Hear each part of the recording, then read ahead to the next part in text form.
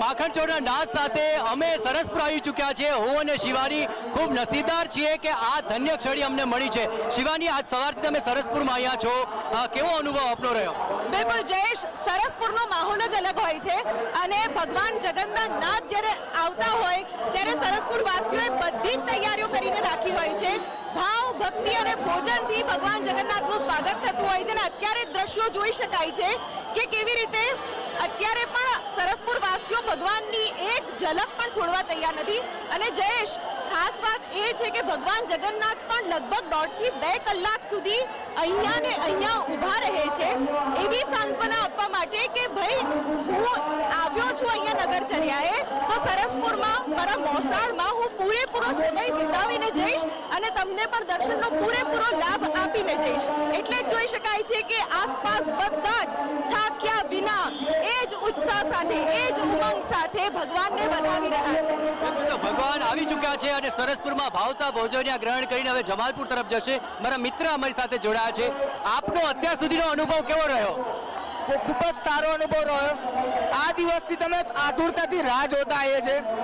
આખું ખલાસી પરિવાર, ખલાસી સમાજ આ રથયાત્રાની ખૂબ જ સારી અને ઉલ્લાસથી આનંદને અમે ઉજવીએ છીએ। તો ખૂબ ધામધૂમથી ઉજવે છે અને આ તમામ પરિસ્થિતિમાં સૌથી મહત્વની બાબત એ હોય છે કે સરસપુરમાં આપ આવો તો અકળેઠઠ ભીડ જોવા મળે, આતિથ્ય ભાવ જોવા મળે, ભાવતા ભોજનિયા જોવા મળે, પ્રભુનો શણગાર જોવા મળે અને હર વર્ષ જોવાતી રાહ જોવા મળે। અને આ જ રાહ સાથે આપ શેરીએ શેરીએ પણ ફર્યા હશો। કેવી લોકોની ઉત્કટ ભાવના હતી? સવારે લોકો શેરીઓ પણ સ્વચ્છ કરતા હતા અને અત્યારે શેરીઓમાં આતિથ્ય ભાવ પણ એટલો જ પ્રગટ થઈ રહ્યો છે। બિલકુલ, સરસપુર એવી જગ્યા છે કે જેના એક એક ખૂણે આજે જગન્નાથનો વાસ છે। પોળમાં જ્યાં રાંધણ ચડ્યા હોય તો બીજી તરફ પોળમાં બીજા વિધિ વિધાન ચાલતા હોય, ભગવાનના ભોગ બનતા હોય, શ્રદ્ધાળુઓ માટે જમવાનું બનતું હોય, લોકો રસ્તો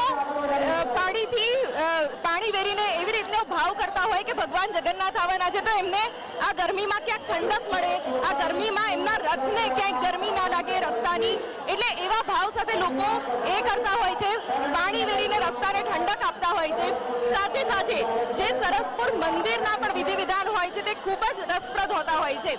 મામેરું ત્રણેયને કરવામાં આવે છે, એ પછી બહેન સુભદ્રા હોય, ભાઈ બળભદ્ર હોય કે પછી આપણા જગન્નાથ હોય, તમામને એ જ નાદ નડાવવામાં આવે છે મોસાળમાં અને મોસાળું કરીને જે રીતે એમને વધાવવામાં આવે છે, એમને જે મામેરું અર્પણ કરવામાં આવે છે એ પણ ખૂબ અદ્ભુત એક લાહવો છે। અને અત્યારે જોઈ રહ્યા છો ટ્રક જે છે એ નીકળી રહ્યા તો ચોક્કસ આ એક લહાવો હોય છે રથયાત્રાના દર્શન